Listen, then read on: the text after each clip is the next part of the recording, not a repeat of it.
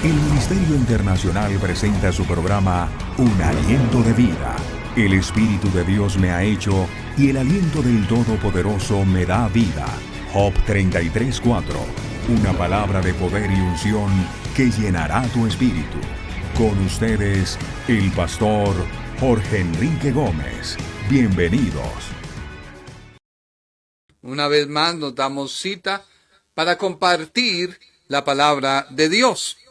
Sabemos que lo que transforma tu vida es la palabra. Y hoy queremos compartir un tema que hemos titulado Debe morir el obrero, no la obra. Y parece un tema y un título contradictorio. Pero no existe una obra si no hay quien la produzca.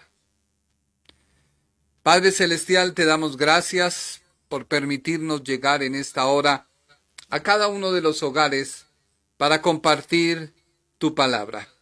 Yo te pido, Señor, que tú tomes mi mente, mi corazón y mis labios, para que la palabra que vamos a compartir sea guiada por tu Espíritu Santo. Que tu Espíritu Santo sea en esta hora tomando a cada vida que me ve, a cada televidente, a cada oyente, y que tu nombre corra y sea glorificado por los siglos de los siglos. Trae bendición a través de esta palabra, trae sanidad, libertad, y que se despeje toda duda y salga huyendo todo espíritu contrario al poder de tu palabra. Te damos a ti la gloria, Señor, porque solo tú la mereces. Solo tú eres digno de recibir toda gloria, toda honra y toda alabanza. Hemos titulado Debe morir el obrero, no la obra. Por lo general, cuando una persona muere, lo que queda evidenciado son sus obras. Las obras, como en el caso del maestro Botero, que han quedado en Medellín y en varias ciudades, en varios países, sus obras, y ellas atestiguan de lo que es él. Pero nuestro tema va enfatizado hoy no a que debe morir el artista, sino debe morir el pecado. Ese es el obrero que batalla en tu vida. Dice la Biblia en Colosenses capítulo 3, versículo 5. Abre tu Biblia, por favor, conmigo. Colosenses capítulo 3, versículo 5. Así que hagan morir las cosas pecaminosas y terrenales que acechan dentro de ustedes, el obrero. No tengan nada que ver con la inmoralidad sexual, las obras, la impureza, las bajas pasiones y los malos deseos. No sean ávaros, obras, pues la persona ávara es idólatra porque adora a las cosas de este mundo. Obrero. Y dice la Biblia en Colosenses capítulo 3, versículo 7. Ustedes solían hacer esas cosas cuando su vida aún formaba parte de este mundo. Versículo 6. A causa de esos pecados, vivían bajo la furia de Dios. Y el versículo 8 dice, pero ahora es el momento de eliminar el enojo, obras, la furia, el comportamiento malicioso, esos son obras, la calumnia y el lenguaje sucio, obras. No se mientan unos a otros, porque ustedes ya se han quitado la vieja naturaleza pecaminosa, obrero, y todos sus actos perversos.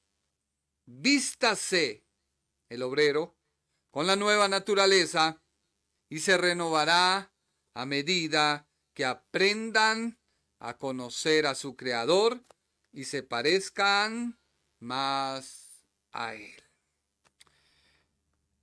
El obrero y sus obras. Muchas personas se preguntan, ¿por qué no avanzan en la vida? Si Dios ha prometido, pero no se ha cumplido. Muchas personas se preguntan, ¿por qué oran y Dios no responde? Alguien hoy precisamente me decía, es que todos somos buenos. Y yo le dije, no, perdóname. La Biblia dice que no hay ninguno bueno. No hay ninguno que haga el bien. Todos se han apartado. Así que no hay gente buena. Puede que tú digas para ti que alguien bueno es porque hace quizás una obra de caridad, o es una persona que no roba, o es una persona... Pero la Biblia dice que no hay nadie bueno. Porque si hubieran personas buenas, ¿para qué Cristo murió en la cruz? ¿Qué necesidad había de que Cristo muriera? ¿Murió solo por unos? No, Cristo murió por todos. Y quedé pensando, cavilando, y escribí lo siguiente, que quizás va a ser la mayoría de nuestra predicación. La introducción. ¿Por qué escribí debe morir el obrero y no la obra? Porque el obrero eres tú. Tú eres el obrero. Y para mi historia, tú vas a ser un balde. Las obras son las pasiones, los pensamientos, la concupiscencia. Esas son las obras. Y dice así: un día, un creyente visitó a su pastor en su casa. Lo encontró en el granero, pues el pastor se encontraba acomodando algunas cosas. Al ver el creyente a su pastor, con un tono molesto e irritable, le dijo: no quiero volver a leer la Biblia, ni menos orar. ¿Cuántos creyentes han llegado a esta etapa de que no quieren leer la Biblia y no quieren orar? Porque no se han contestado sus oraciones. O porque quizás quedaron en un punto en el cual no hay crecimiento. O quizás sí lo hay, pero como las colas de la vaca, hacia abajo. Y este hombre le dice: no quiero volver a leer la Biblia y menos orar. El pastor se quedó mirándolo callado y no le respondió. No le objetó nada al respecto. Pero sí miró a aquel creyente y le pide un favor. El pastor le dice al creyente que si le podía hacer el favor de sacar agua del estanque y traérsela. Para ello, se le proporcionó un balde totalmente sucio, pues el agua no era para tomar, sino era para limpiar algunos objetos. Así que le da un balde totalmente sucio. El creyente, sin medir palabra con su pastor, se va al estanque, preocupado de que su pastor no le hubiera respondido, que no le hubiera dicho: pero ¿por qué no quieres leer la Biblia? ¿Y por qué tampoco quieres orar? Pues el creyente dijo: es que fui explícito con mi pastor y le dije: no quiero volver a leer la Biblia y menos orar. Al igual, el creyente pensativo dijo: ¿qué tiene que ver el agua, el estanque con mi decisión? Ya que el estanque se encontraba un poco retirado del granero. Así que el hombre llega al estanque y bota el balde. El balde desciende y el creyente ve que el balde se sumerge rápido y él creyó que estaba con el agua. Se sentía lleno, porque al él jalar veía que había peso. Pero una vez llegaba el balde a la superficie, se encontraba vacío. Así que, en medio de su contrariedad, de no encontrar razón por qué su pastor le dijo, ve y trae agua en este balde, el creyente notó que a medida que lanzaba el balde y éste se profundizaba y llevaba al fondo y que no podía sacar agua, dijo, pero ¿qué pasa? Este balde, si bien está sucio, desciende y no se llena. Así que el creyente no soportó más.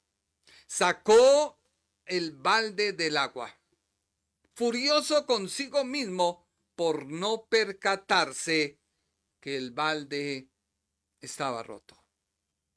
Y como te dije, el balde eres tú, el balde soy yo. El creyente miró y dijo, es imposible llenar este balde. Es imposible que este balde retenga el agua. Y él pensó, es una broma del pastor. El pastor sabe que está roto. ¿Por qué me da ese balde sucio que no deja ver las grietas?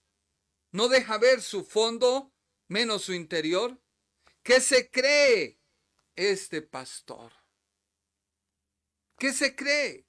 ¿Será que por su acción de lanzar una y otra vez el agua, este balde roto, que le he quitado la mugre, sigue vacío?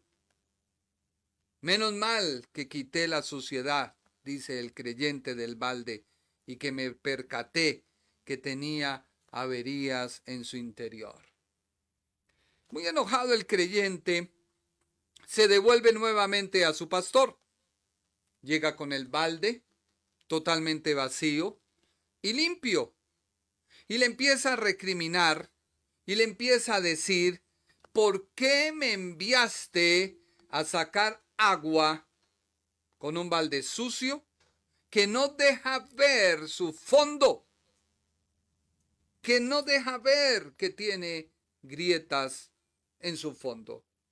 Y fue cuando el predicador le dijo, ¿nunca te has detenido a pensar que la Biblia y la oración son como el agua que limpia la suciedad de nuestro ser? Y una vez limpio, deja ver las fisuras que tenemos. Solo la Biblia y la oración pueden quitar la suciedad que hay en nosotros.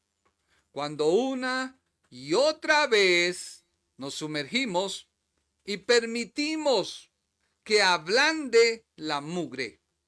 No solo una vez, sino muchas veces lanzaste el balde hasta que la mugre se despojó de él y te diste cuenta de que habían grietas. Solo la Biblia y la oración son los agentes que limpian nuestra alma, nuestra conciencia de pecado. Por ello, no debemos olvidar que somos los baldes, que somos los recipientes. Somos el obrero que se carga de barro y de suciedad, que es el pecado, las pasiones y las concupiscencias. Y se tapa de basura. Y el hueco que tenemos no se puede ver, no se puede, y menos puede retener el agua. Así que nuestro afán por conseguir lo efímero no nos deja ver las fisuras que tenemos, porque la mugre, las pasiones y las concupiscencias, que son las obras, tapan las fisuras que hay dentro de nosotros. Muchas personas hoy solo se preocupan por la bendición de Dios. Solo se afanan porque Dios conteste sus peticiones. Porque solo Dios mejore quizás su negocio, su casa, su carro, la salud. Y somos baldes cargados de barro. Son las pasiones, son las concupiscencias que no dejan ver con claridad y fijarnos en el estado o la condición donde el alfarero debe trabajar. Por ello, debe morir el obrero. Debe morir el obrero, no las obras. Muchas personas oran, Señor, es que con estos ojos yo veo a las mujeres y siento cosas y las desnudo. No son tus ojos, eres tú. Muchas personas no han podido dejar el adulterio. Hoy le explicaba a uno de los chicos que trabaja con nosotros que muchas veces la gente se preocupa por lo efímero. Un día alguien me invitó a algo y yo lo hice porque estaban compartiendo. Y alguien me vio y me recriminó, me dijo, ¿por qué lo haces? Eso no está bien, es un mal testimonio. Le dije, mira, el compartir y el mostrar a ellos que hay amor de Dios, pero el no continuar con lo que ellos hacen, no es porque todo lo que tú consumes va a una letrina. Pero si una persona adultera, fornica, si una persona dice malas palabras, eso va deteriorando tu vida. Por eso decimos, debe morir el obrero y no las obras. Ya que si tú mueres a tu naturaleza de pecado, Dios puede trabajar en ti por medio de su Espíritu Santo. El creyente debe entender, muchos creyentes están esperando a que Dios baje del cielo y les quite todo pecado, que les quite toda suciedad. Y déjeme decirle que tú te quedarás ahí, porque Dios en su palabra ha dejado el espejo para que tú te mires. El espejo solo refleja, pero tú debes tomar la decisión de apartarte del pecado. Si tú la tomas, no se trata de que tú digas entonces, ¿de qué está la Biblia? La Biblia está para ilustrarte, la Biblia está para mostrarte. Por eso muy claramente Colosenses dice, haga morir, no dice Dios va a hacer morir. No, Dios hizo su parte. Envió a su Hijo a morir en la cruz. Ahora tu parte corresponde a aceptar el sacrificio de la cruz y corresponder a Él. Por eso dice, haga morir, quite de ti. Entonces alguien dirá, entonces se trata de mí. No, porque si la palabra no te muestra, tú no lo puedes hacer. La Biblia dice cosas pecaminosas, cosas terrenales que acechan dentro de ustedes. Desafortunadamente, el pecado de Adán y de Eva dejó dentro de nosotros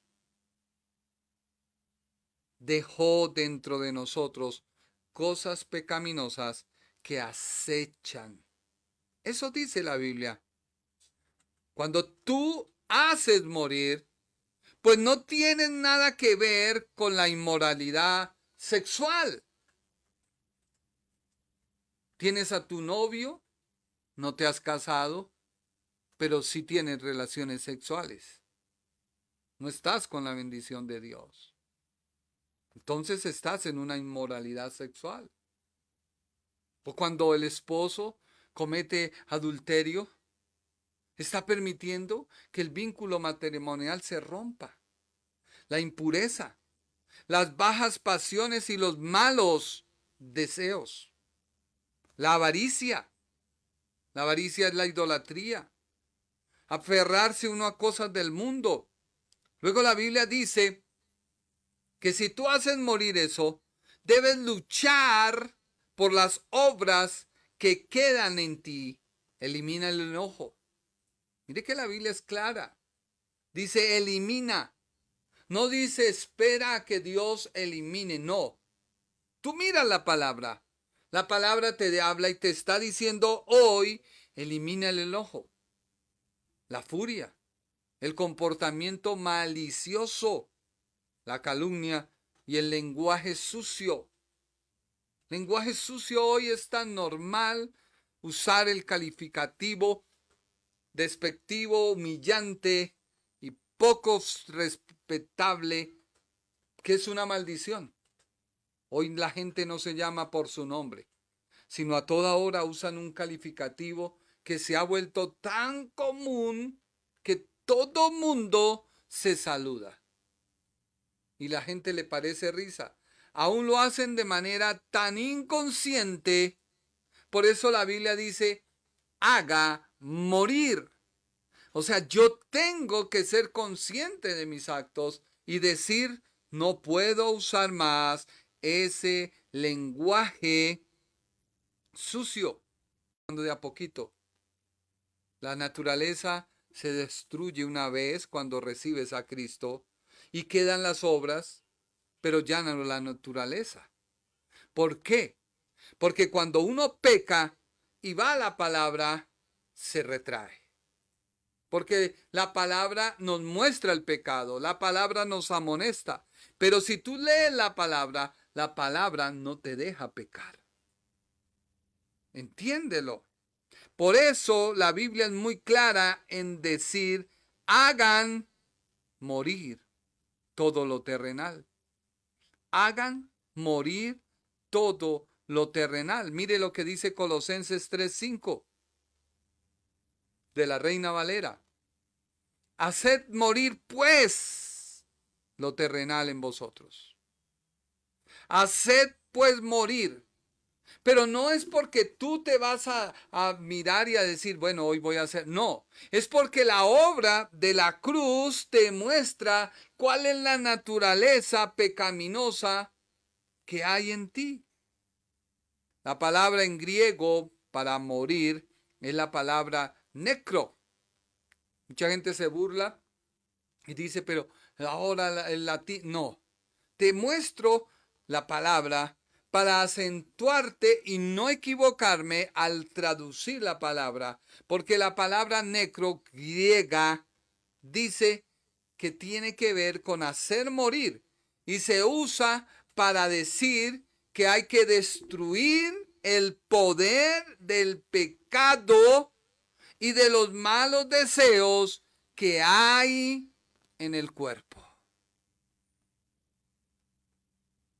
Esa palabra también se usó para hablar acerca de Abraham.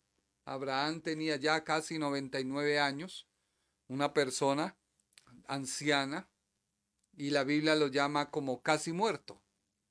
Y él, Dios le da el poder para poder engendrar en el vientre de Sara a Isaac. La Biblia es muy claramente en decir que tú tienes que mortificar cada día tus miembros. Ya estás muerto al pecado y al mundo. Cuando el apóstol estaba escribiendo esta palabra, en los tiempos antiguos habían castigos que se colocaban a aquellas personas que cometían actos deprobables. Hoy se felicitan, pero en los tiempos del apóstol habían castigos fuertes. Y uno de ellos era al hombre malo y perverso amarrarle un muerto y totalmente vendar a la persona, el vivo con el muerto. Ese era un castigo romano. Y cuando la persona viva iba viendo que el muerto se iba descomponiendo, pues ¿qué hacía? Le afectaba. Y eso es lo que el apóstol quiere decir. Tú debes morir a esa naturaleza, porque ya estás muerto al pecado y al mundo, y debes ya nacer o aparecer con Cristo en la gloria de su reino.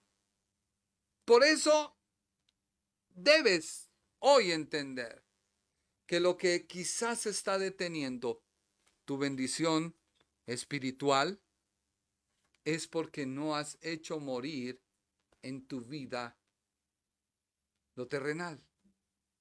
Todavía siguen pensamientos. Mucha gente tiene pensamientos malos. Mucha gente tiene pensamientos necios. Le echan la culpa, ejemplo, en un caso matrimonial, en una dificultad matrimonial, le echan la culpa el uno al otro y el otro al otro, y van al pastor para pedir consejería y buscan que el pastor desmiente y desacredite a la otra persona, cuando tú no te das cuenta que eres tú el que debes cambiar, porque de una o de otra manera estás afectando a tus hijos. Pero a ti no te ha importado, porque no sabes lo que piensan tus hijos. Es doloroso cuando uno no se da cuenta qué piensan los hijos. Un día, sin querer, hicieron en el colegio una prueba a los hijos y les dieron una hoja y unos colores. Y les dijo la persona: pinta a tu familia. El niño comenzó y empezó a pintar a la mamá, en primer lugar. Y la pintó grande, como todas las mamás que ellos pintan, le hace su triángulo y los dos piecitos. Luego se pintó él. Se pintó más pequeño que ella. Y luego me pintó a mí, más pequeño que la mamá y casi al nivel de él. Recuerdo tanto que la persona me dijo: ¿tú qué ves? Le dije: no, pues que pintó la familia. Dijo: no, la referencia de tu hijo es que él ve como líder a su mamá y que el papel de usted no está representado.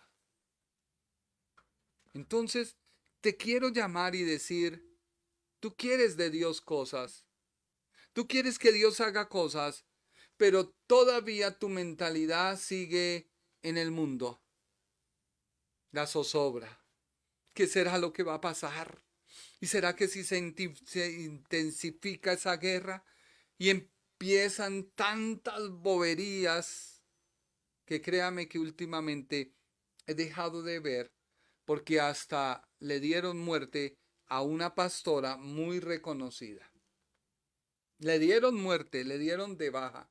Y yo decía: pero ¿hasta dónde llegará la mentalidad y la carnalidad del pueblo creyente, que no está anunciando las virtudes de aquel que nos llamó de las tinieblas a su luz, sino buscan protagonismo, buscan like, buscan que sus cuentas se llenen, se moneticen y buscan vivir ya de ello? ¿Y cuánta gente no habla cuánta basura? Pero no se predica de vivir en santidad. No se predica de amar al Señor. No se predica de hacer morir todo lo terrenal. El Ministerio Internacional presentó su programa Un Aliento de Vida. Venid a mí los que estáis trabajados y cargados, y yo os haré descansar. Mateo 11:28. Un aliento de vida. Una palabra de poder y unción que llenará tu espíritu.